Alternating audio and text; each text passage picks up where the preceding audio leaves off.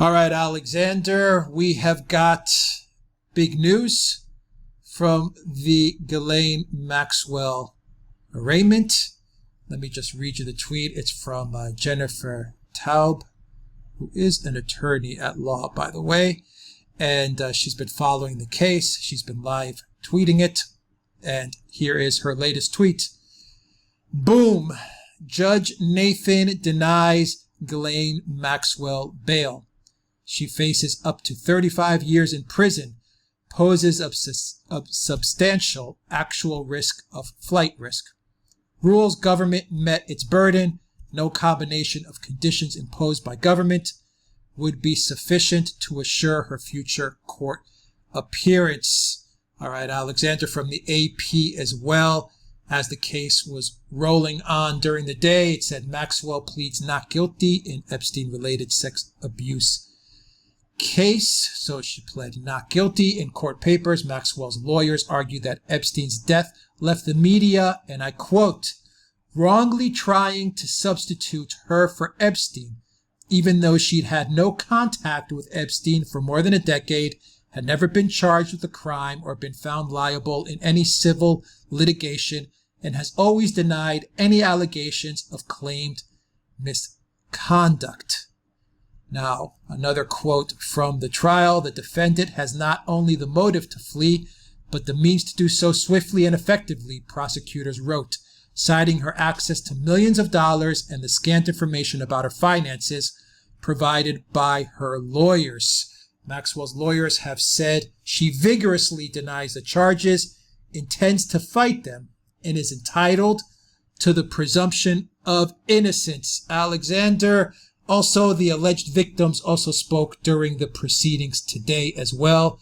So the court got to hear from many of the alleged victims, I have to say for now, of Ghislaine Maxwell. We also have a court date set from exactly 1 year as of today, I believe the 12th, almost 1 year of today, the 12th of July 2021 is when the trial will be taking place.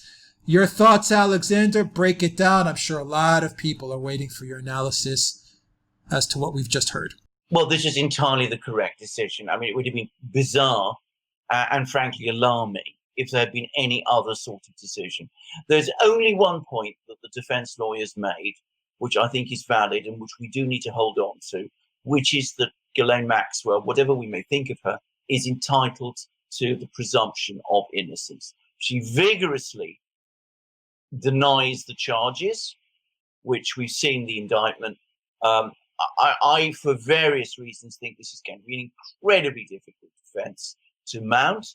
And of course, this claim that she's been out of contact with Epstein for 10 years is, it seems to me, neither here nor there, because even if that is true, and there are reasons to doubt it, which I will come to in a moment, reasons which Ghislaine herself has caused, which mean that I have to say I am very skeptical of it. Even if it were true, there is ample history from witnesses that she was deeply involved in all of of Epstein's activities, and to such a degree, in fact, that it's difficult not to think that there is a very, very strong case against her, which is going to have struggles with defending against. So those are the first 2 points. Now, let's get to the question of bail. Most people, when they're charged, have a right to bail. They have a right not to be put in jail, not to be held in custody. But there are occasions when the court is entitled to refuse bail. And this, it seems to me, is a classic one. Ghislaine Maxwell has hid herself ever since her alleged co-conspirator, Epstein, was arrested. She didn't come forward. She didn't hand herself over to the authorities. She didn't make herself available for questioning. She disappeared. So she was on the run. Apparently, when the FBI came to arrest her, she actually ran around her house trying to evade them. So, already that shows that she is a flight risk. She's not someone who is prepared to just hand themselves over. Yes, on a quick note of what you just said, Alexander, because I have the article in front of me from Zero Hedge. Just as a quick note of what you said, supposedly she had a safe room. According to a Monday court filing, Ghislaine Maxwell bolted to another room when FBI agents showed up to her secluded New Hampshire estate to arrest the accused sex trafficker. When agents entered, they found a cell phone wrapped in tinfoil sitting on a desk in what prosecutors described as, quote, misguided effort to evade detection, not by the press or public, which of course would have no ability to trace her phone or intercept her communications, but by law enforcement. Continue, Alexander. It just goes out to what you just said. She also had bodyguards. She also had all sorts of people, apparently ex-British soldiers, guarding her, protecting her. She has multiple citizenships. She has at least 3 passports, one of which is a French passport. And there have been rumors that have placed her in France. And France, as we know, does not extradite its citizens. So there's always a risk that she might escape to France. How could she escape to France? Well, she bought a place that was 2 hours drive from the Canadian border. Canada has close connections to France. It might have been that her hope was that when the noise dies down, she would be able to cross the border, go through Canada, and end up in France. So that there is clearly evidence of an escape plan. That's one.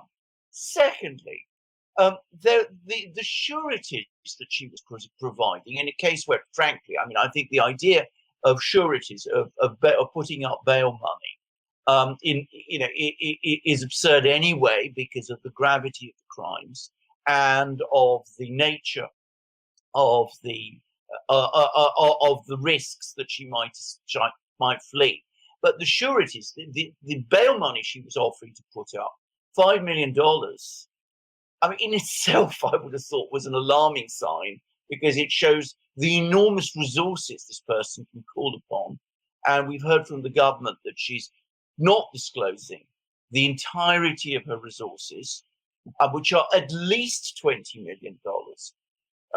But also note that she's offering to secure that $5 million against properties in the United Kingdom, against sureties against people who come forward who are not American citizens and not in the United States. So if she did flee, she did escape, she did disappear, it'd be very, very difficult actually for the government to collect on all this money that was being put forward by way of surety for bail. But overall, there is another thing, and this is what I want to touch on. We're probably going to do a proper program on this, but she says that she had no close or intimate connection with, any contact with Epstein for 10 years. And yet, we have now learned that she has a civil case against Epstein's estate because she complains that he was not financially, wasn't financially looking after her. Now, I find that a very bizarre case for various reasons. A person that was, worth at least $20 million or pounds or whatever it is, why do they need to be supported by Jeffrey Epstein? But regardless of that, that does not suggest to me someone who was not in some kind of contact with Jeffrey Epstein. That's just purely my point. But I would have thought the one is so much in contradiction of the other that if you're going to persuade me that there really was no communication between them, you would need some very good explanations, which I haven't heard, because the one seems to me to make no sense. The court case makes no sense if they were not actually in some kind of contact. So I think that the refusal of bail was absolutely the right decision. It would have been extraordinary if any other decision had been made, given the prominence of this case, given the risk that this person was a flight risk, given the lack of cooperation, given the fact that she'd been hiding from the authorities for so long, ever since Jeffrey Epstein was arrested, given the allegations which have been made against her, which are so serious. And seriousness of allegations, by the way, is a factor in deciding whether or not to refuse bail. So it would have been extraordinary, completely bizarre, if she had been granted bail. And thankfully and properly and rightly, she has been refused bail. The only thing I will say, there's two things I will say. Firstly, I understand that this prison that she's been sent to is an absolutely squalid place, infested with illnesses, dangerous people there. As I said before, we absolutely need Ghislaine Maxwell to have a proper trial or a proper process so that we can get to the bottom of what has happened. She needs to be moved, in my opinion, to a safer place of detention. I certainly don't think she should be released, but she should not be kept in this particular prison. That's a separate question, by the way, entirely separate question from the question of bail. And the second point I'm going to make is that I would advise our viewers not to put too much weight on this point about her vigorously defending the case. Remember, if there's going to be a negotiation and a plea bargain, her lawyers have to say that. They have to insist at this stage that they're going to defend the case vigorously in order to retain some leverage. So I wouldn't put too much weight on those words either. So correct decision, entirely right decision, for all the reasons I've just said, for all the reasons which are in fact obvious, and move her to a different prison and don't put too much weight on what she says about vigorously defending the case. And I'm sorry to say this, but I'm not sorry to say this, but I'm going to say it again about her not having any contacts with Epstein for 10 years. I'm afraid I don't believe her, and her court case against his estate is inconsistent with that, or so it seems to me. Yeah, we'll do a video on the estate part. I agree with you on that 100%. She's had contact with Epstein. I don't think there's a doubt about that, and I think we'll prove that out in one of the videos that we do. But my final question, Alexander, 1 year until trial. Does that mean she is going to be in some sort of prison, whether it's this New York one or a different safe house? She'll be there for 1 year before the trial starts. Does that mean that they're now going to try to hammer out some sort of deal within that 1 year period? Does that mean that if they can't get to the deal, she's definitely going to trial? And of course, you always have the question, which I think everyone is going to be saying, is 1 year they're going to have to keep her alive. Yes, I mean, the two things, your first question and your second question are interconnected. First of all, she will be in detention right up until trial. I don't have any doubt about that. By the way, even if a deal is done, which I personally expect to see, I predict that she will remain in prison for some time after, probably for a couple of years after, given the gravity of the offences. I don't think we're looking at a plea bargain which will simply allow her to get out of prison entirely. I don't think that's going to happen. I think that before very long, Ghislaine's lawyers will be advising her of this if she's prepared to plead guilty to some of these offences, because realistically, these offences are so serious that there has to be a prison term. And a plea of guilty is an essential part of a plea bargain. So let's remember all of that, and let's understand that she will remain in prison. She will remain in prison until trial. Even if there's a plea bargain, she will remain in prison for some time afterwards. Maybe not as long as if she goes to court and is convicted after a long trial. Then she could be looking at decades in prison, probably the rest of her life. That is, if you like, the offer, that she will be able to leave prison and not spend the rest of her life there, but she will have a prison sentence. 1 year from now from trial, I'd say that was about normal. I'd say that gives everybody all the time they need, both for the prosecution and the defense to prepare their case if it goes to trial, and also if they want to negotiate with each other, to carry out that negotiation. I'd say that's an absolutely normal time frame. It's not too far into the future. It is, in fact, a grave infringement of someone's human rights to keep them indefinitely in prison without trial. So, a year is, I think, a reasonable period of time. I don't think it will last much longer than a year, but I do expect, by the way, there'll be more witnesses than we know. There'll be more arrests, quite likely more arrests, and I expect that there will be a plea bargain eventually. I'm quite confident of it.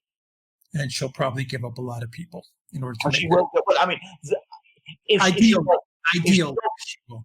If she's not prepared to give up a lot of people, then I don't see the point of a plea bargain, actually. I think in that case, you might as well go ahead with the trial. I mean, at least it would cost a lot of money, obviously, but I think that the people of the United States would feel extremely dissatisfied, and that's putting it mildly. And the victims, Epstein's victims, would feel extremely dissatisfied if there was a plea bargain without names being named. I think that's the obvious deal that would be done. She would act as a witness against other people who are implicated in these crimes, and in return she would get a reduced sentence by pleading to some lesser charges. Right. That's the way it would work. I repeat again, I'm not generally in favor of plea bargains. In fact, I loathe them, and I think they've done immense damage to the American justice system. But in this unusual case, given the extraordinary circumstances, I think it would be the right way. All right, let's sign off. Alexander, I have to ask one final question, which is always, I think it's on everyone's mind, but it really is on my mind. What if something happens? What will that mean for the United States, the U.S. justice system, the entire world, everybody watching this? What if something happens to her? We have 1 year. 1 year. Can they keep her safe? They have to keep her safe. You asked that question. Alive, when I mean safe, alive. Apologies, I missed it. It is essential that they keep her safe. And it is essential that she is alive and well, both for her own sake, obviously, but principally for the sake of her victims, so that they can either be a proper plea bargain of the kind I've discussed, or a proper trial, as we've also discussed. If anything happens to her in the meantime, I think it would be a catastrophe. I think it would reinforce the beliefs of some people in the United States that they can get away with anything. A lot of people that they can get away with anything.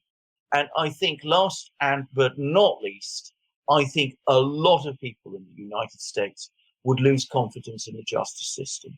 So it is very much now for the justice system of the United States to keep her alive and in physically well until the day comes when she's ready for trial. Yeah. The world's going to explode if something happens to her. I agree. All right, we'll leave it there. We'll continue to follow this story, and we'll get another video up as to what you mentioned with the finances and the case that she has against Epstein. As well, Alexander Mercouris, Editor-in-Chief of the Duran. Thank you very much, guys. If you like this video, click on that like button. Click on that subscribe. Drop us a comment down below. Please donate to us on PayPal, Subscribestar, and Patreon. You go to the Duran shop and also pick up some merchandise. I'm still waiting for my new magic mugs. Alexander, you're traveling and you don't have your magic mugs with you. So just real quick, 30 seconds, a real quick plug for briefly, guys, I'm in Prague on a business trip, and I dare not risk my magic mugs on a trip like this, where I'm traveling light with hand luggage. But they are amazing magic mugs, the best in the world. We have a wonderful new line of them with lots of flags of different countries, including Britain, the United States, Canada, Australia. They're all there. Greece too. You can go to our shop, the best mugs in the world. You can probably find, in many cases, your own flag there. And if not, you can suggest it to us. The best mugs in the world, go to our shop and you will find them there. You will also find our amazing shirts. Those, of course, I was not going to leave behind. And I'm wearing one at the moment, which I have been wearing earlier in the day. It's a long-sleeved Duran T-shirt, which I went to at one of the meetings I had to attend to during this trip. And so we have long sleeve T-shirts, short sleeved, V-necked shirts, tank tops, and of course our amazing and spectacular and wonderful polo shirts, all beautifully made, all 100% cotton, all amazingly hard wearing, and all fantastic. You will find them in our shop with our mugs. Also, you'll find hats, hoodies, and stickers. You'll find an expanding gallery of ebooks, and you will also find new products which we are sending to the shop, which Alex has been carefully organizing. So come to our shop, buy these great things, support the Duran. Alex will briefly tell you how. Just go to the Duran shop. You'll find the link underneath this video, theduranshop.com. Alexander Mercouris, thank you very much. Until next time, everybody, take care.